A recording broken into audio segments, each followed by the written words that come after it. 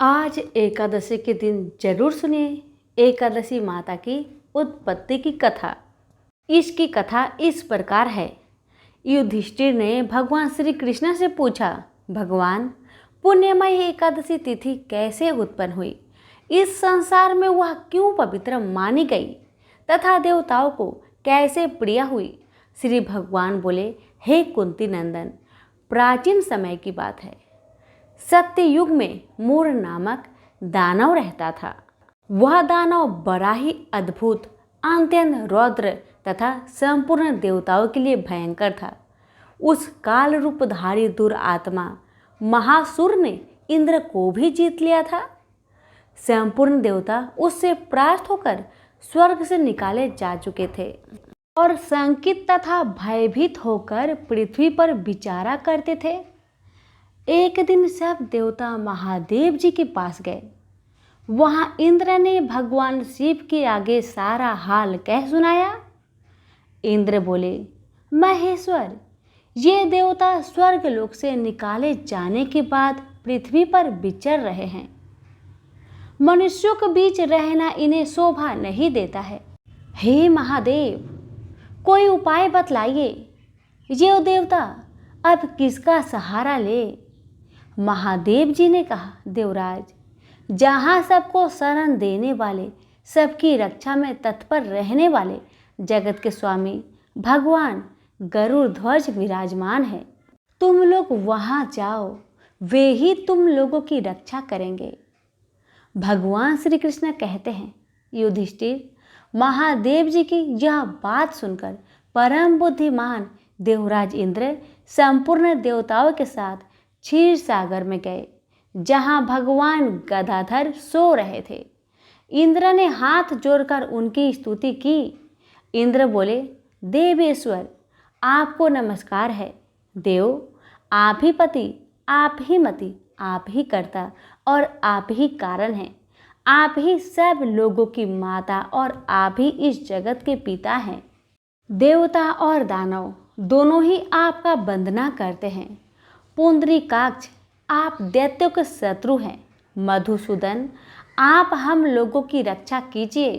प्रभु जगन्नाथ, अत्यंत उग्र स्वभाव वाले महाबली मूर दैत्य नामक दैत्य ने इन संपूर्ण देवताओं को जीतकर स्वर्ग से बाहर निकाल दिया है।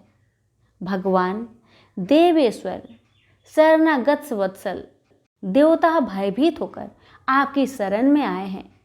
दानवों का विनाश करने वाले कमल नयन भक्त वत्सल देवेश्वर जनार्दन, हमारी रक्षा कीजिए, रक्षा कीजिए। भगवान, शरण में आए हुए देवताओं की सहायता कीजिए। इंद्र की बात सुनकर भगवान विष्णु बोले, देवराज, यह दानव कैसा है? उसका रूप और बल कैसा है तथा उस दुष्ट के रहने का स्थान कहाँ है? इंद्र बोले, देवेश्वर, पूर्व काल में ब्रह्मा जी के वंश में तालजंग नामक एक महान असुर उत्पन्न हुआ था, जो अत्यंत भयंकर था। उसका पुत्र मूर दानव के नाम से विख्यात है। वह भी अत्यंत उत्कट, महापराक्रमी और देवताओं के लिए भयंकर है। चंद्रावती नाम से प्रसिद्ध एक नगरी है, उसी में स्थान बनाकर वह निवास करता है।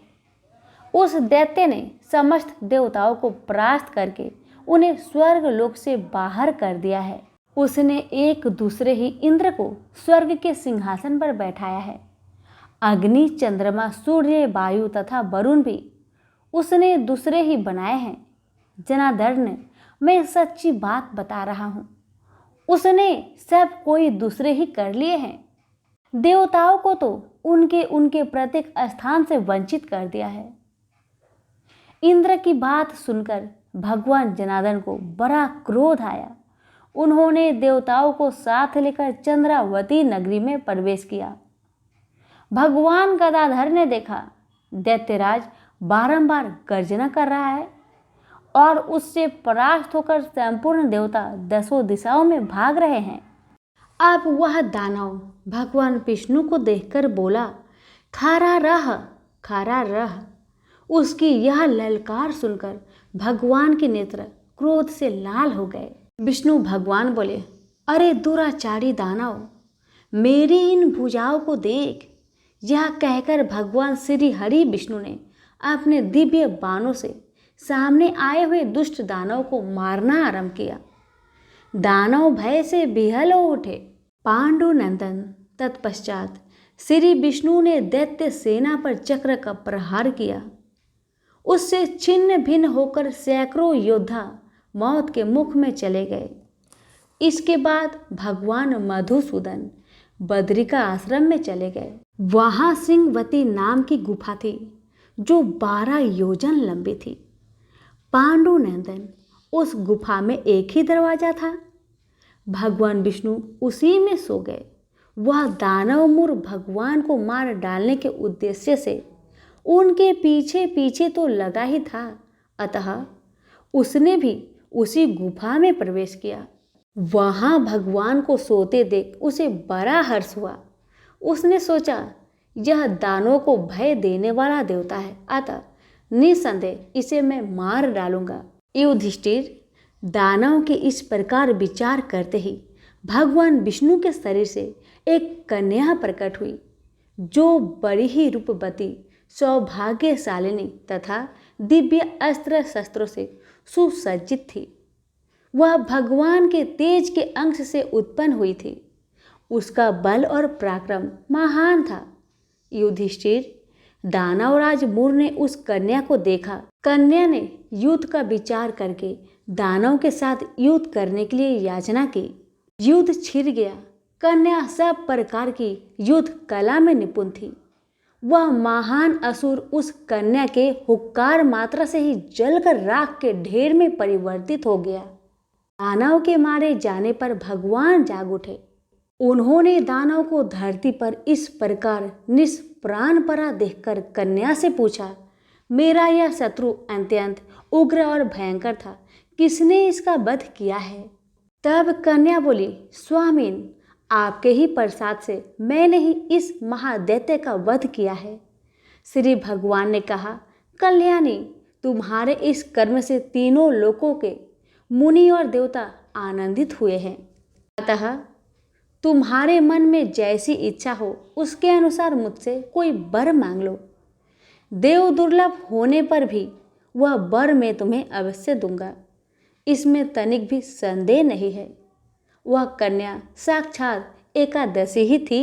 उसने कहा, प्रभु, यदि आप प्रसन्न है तो आपकी कृपा से सब तीर्थों में प्रधान, समस्त विघ्नों का नाश करने वाली तथा सब प्रकार की सिद्धि देने वाली देवी हों। जनार्दन, जो लोग आप में भक्ति रखते हुए मेरे दिन को उपवास करेंगे, उन्हें सब प्रकार की सिद्धि प्राप्त हो। हे माधव, जो लोग उपवास बिना भोजन के अथवा एक वक्त भोजन ग्रहण करके मेरे व्रत का पालन करें, उन्हें आप धन, धर्म और मोक्ष प्रदान दीजिए। परम दयालु भगवान श्री हरि नारायण बोले, कल्याणी, तुम जो कुछ कहती हो वह सब पूर्ण होगा। सभी प्रेम से बोलिए, एकादशी माता की जय, लक्ष्मी नारायण की जय।